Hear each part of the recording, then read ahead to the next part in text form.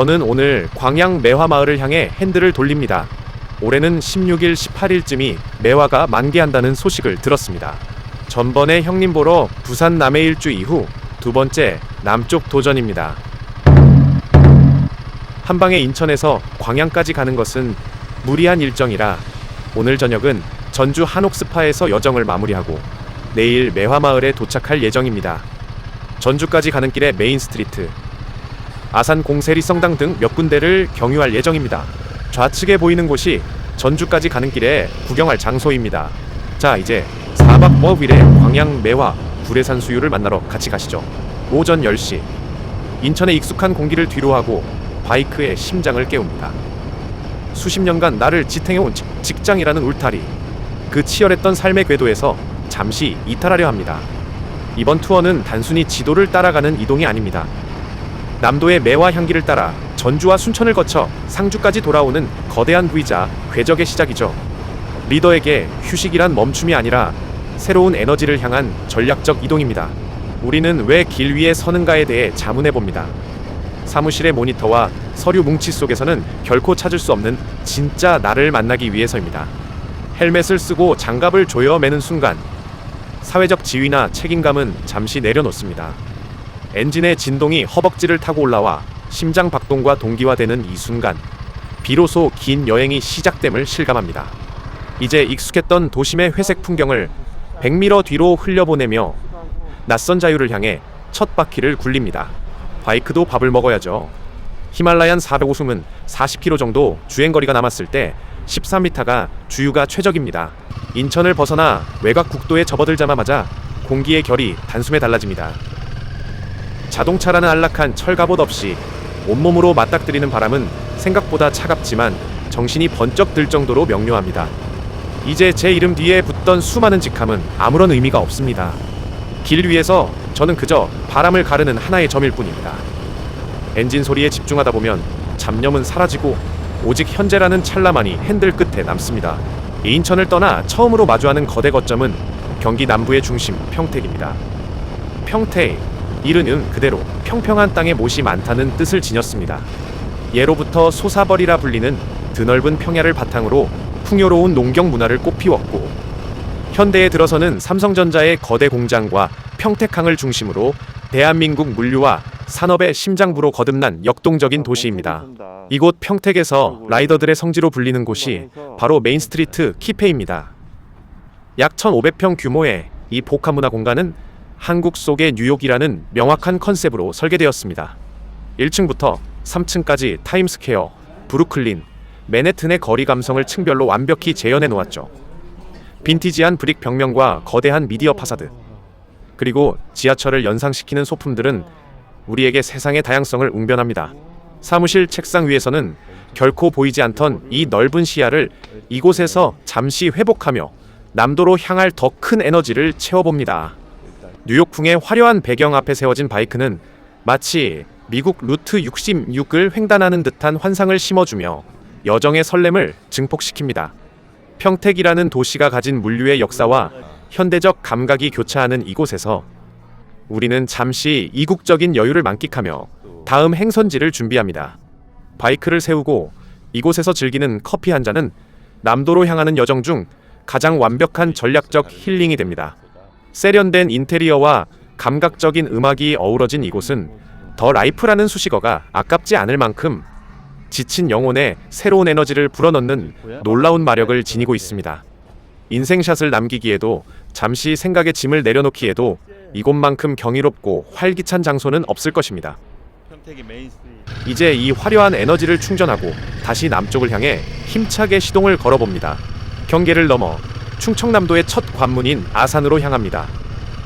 아산은 온양 온천으로 상징되는 치유의 고장이자 충무공 이순신 장군의 영정이 모셔진 현충사가 있는 충절의 고장입니다. 조선시대에는 조세창이었던 공세창이 설치되어 남부 지방의 세곡을 한양으로 운반하던 물류의 중심지이기도 했습니다. 이 역사적인 땅 한가운데 우리를 기다리는 곳은 고요한 성지입니다. 이 공세리 성당은 1890년에 설립된 한국 천주교의 유서 깊은 성당입니다. 붉은 벽돌의 고딕 양식 건물과 수령 350년이 넘는 거대한 보호수들은 성곽처럼 이곳을 지키고 있습니다. 본래 이곳은 나라에 바치는 곡식을 보관하던 창고 자리였습니다. 신앙의 자유가 허락된 후 가장 세속적이었던 창고 자리가 가장 성스러운 기도의 공간으로 변모한 역사를 간직하고 있습니다. 공세리 성당은 1890년 프랑스 선교사 드비즈 신부에 의해 설립된 충청남도에서 가장 오래된 성당 중 하나입니다. 이곳이 특별한 이유는 그 터에 새겨진 역사에 있습니다. 본래 이곳은 조선시대 남부지방에서 거두어들인 쇠곡을 보관하고 한양으로 운반하던 공세창이 있던 자리였습니다. 가장 세속적이고 치열했던 물류의 중심지가 신앙의 자유가 허락된 이후 가장 성스럽고 고요한 기도의 처소로 변모한 것이죠. 성당 마당을 둘러싼 성곽 같은 돌담들은 과거 조세창의 흔적을 그대로 간직하고 있어 시대와 사상이 교차하는 묘한 울림을 줍니다. 라이더에게 이곳은 단순히 지나가는 경유지가 아니라 거친 길 위에서 만나는 가장 정결한 역사의 페이지와 같습니다. 건축적으로 공세리 성당은 붉은 벽돌과 회색 벽돌이 조화를 이룬 고딕 양식의 정수를 보여줍니다. 1922년에 완공된 현재의 본당은 한국에서 가장 아름다운 성당으로 손꼽히며 수많은 영화와 드라마의 배경이 되었습니다. 하지만 이곳 진정한 백미는 성당을 감싸 안은 수령 350년 이상의 거대한 보호수들입니다. 비바람을 견뎌온 거목들의 주름진 껍질은 우리네 치열한 삶을 묵묵히 위로해주는 듯하죠. 특히 드비즈 신부가 직접 보급했다는 이명래 고약의 발원지가 바로 이곳이라는 사실은 상처를 치유하던 성당의 본질을 잘 보여줍니다. 헬멧을 벗고 나무 아래 서면 성당의 종소리와 바람소리가 섞여 들어오며 직장 생활의 긴장감을 완벽한 평온함으로 치환해주는 놀라운 경험을 하게 될 것입니다. 여정은 이제 기호 유교의 중심지 논산으로 이어집니다. 논산은 예로부터 호남과 기호를 잇는 관문이자 사계 김장생 선생과 명제 윤증 선생 등 걸출한 유학자들을 배출한 선비의 고장입니다. 드넓은 논산 평야의 넉넉함과 노령 산맥의 수려한 산세가 어우러진 이곳은 한국의 전통 미학이 가장 잘 보존된 지역 중 하나로 손꼽힙니다. 논산의 깊은 속살로 들어서면 가장 먼저 우리를 맞이하는 것은 붉은 홍살문 너머 엄숙하게 자리 잡은 노성향교입니다. 조선시대 지방의 인재들을 길러내던 공립교육기관인 이곳은 공자를 비롯한 성현들의 위패를 모신 대성전과 학문을 닦던 명륜당이 정교한 질서 속에 배치되어 있습니다. 바이크에 시동을 끄고 향교의 경내로 들어서는 순간 거친 바람에 흩어졌던 마음이 차분히 가라앉는 것을 느낍니다. 치열한 일상 속에서 우리는 늘 효율과 속도만을 쫓아왔지만 이곳의 고든 직선과 정갈한 건축은 우리에게 삶의 예법과 기본을 묻습니다. 수백 년 전 유생들이 글 읽는 소리가 들리는 듯한 명륜당 마루에 서서 나는 지금 내 삶의 리더로서 올바른 방향으로 가고 있는지 자문해봅니다. 향교가 주는 이 묵직한 정적은 남도로 향하는 여정 중 만나는 가장 경건한 자기 성찰의 시간이며 흐트러진 마음의 매무새를 고쳐잡는 소중한 쉼표가 됩니다. 엄숙한 향교의 문을 나서면 바로 곁에서 부드러운 곡선의 명제 고택이 우리를 품어줍니다. 조선 숙종 때의 학자 명제 윤증 선생의 생가인 이곳은 한국 전통 가옥 중에서도 담장 없는 매우 유명합니다.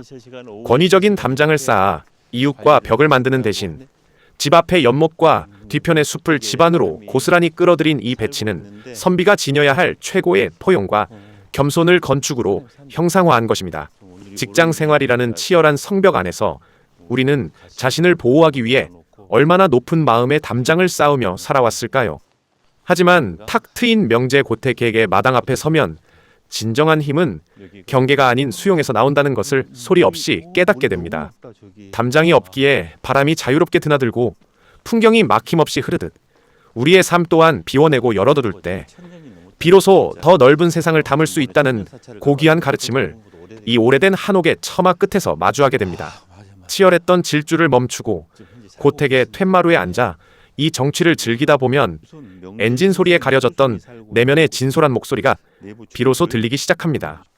화려한 수식어 없이도 단단한 기품을 유지하는 이 집처럼 우리 역시 삶의 군더더기를 걷어내고 본질에 집중해야 할 때임을 실감합니다.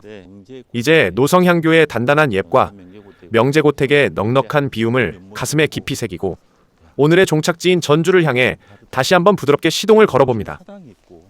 선비의 길 위에서 나는 이제 더 단단해진 나를 발견합니다. 오후의 늦은 햇살을 받으며 마침내 호남의 수부 전주로 행하고 있습니다. 전주는 온전할 전리 고을 주를 써서 모든 것이 갖춰진 풍요로운 땅이라는 뜻을 지니고 있습니다. 이곳은 서기 900년 견훤이 후백제를 세우고 37년간 도읍으로 삼았던 역사의 중심지였습니다. 하지만 전주가 가장 빛나는 기록을 갖게 된 것은 조선 왕조의 발상지인 풍패지향코로 불리면서부터입니다. 태조 이성계의 선조들이 대대로 살았던 본향이자 왕실의 뿌리로 추앙받으며 조선 500년 내내 전라체를 관할하는 전라가명이 위치했던 행정과 문화의 핵심 거점이었습니다. 바이크를 세우고 전주의 묵직한 공기를 들이마시면 왕조를 일으켰던 강인한 기운과 수백 년 세월을 견뎌온 역사의 단단한 무게감이 라이더의 가슴에 고스란히 전해집니다. 전주의 역사는 왕실의 영광에만 머물지 않습니다. 이곳은 가장 뜨거웠던 민초들의 숨결이 살아있는 땅이기도 합니다.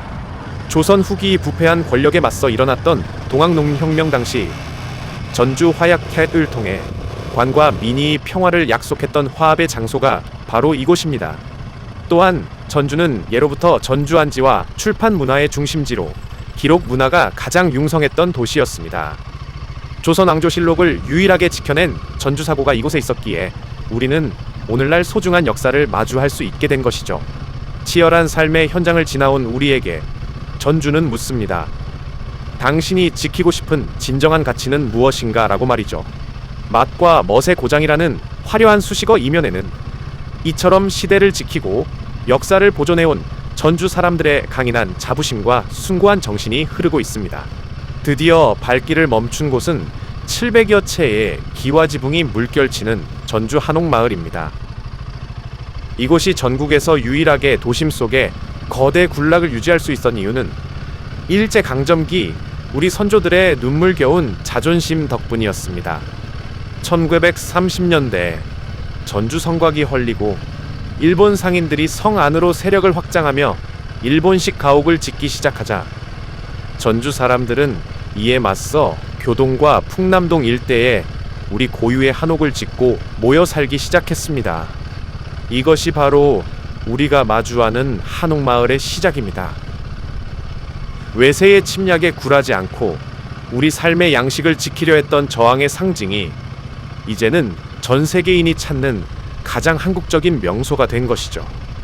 담장 너머로 보이는 기와지붕의 곡선은 단순한 미적 요소를 넘어 우리 민족이 지켜온 단단한 자립의 선이기도 합니다.